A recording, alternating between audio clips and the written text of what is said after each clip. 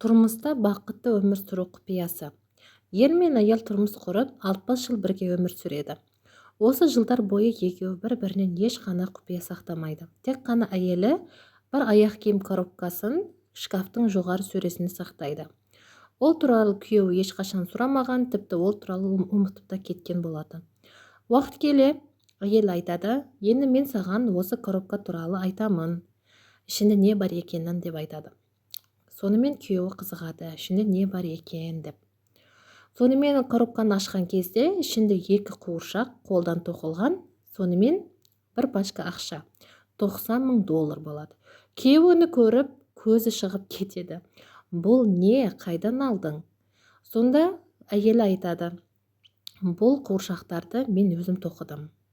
Тұрмысқа шыққан кезде маған әжем айтқан болатын, бақытты өмір сүрудің құпиясы әрдайым күйеуіңе ашуланған кезде бір қуыршақ тоқы деп айтатын." Сонымен күйеуі қарап күліп, бір жағынан қуанып, сонымен айтады: "Осы жылдар бойы сен маған тек 2 рет қана ашуланған екенсің, тек 2 қуыршақ тоқыпсың. Ол мейлі, жаным, сен мына ақшаны қайдан алдың?" деп айтады.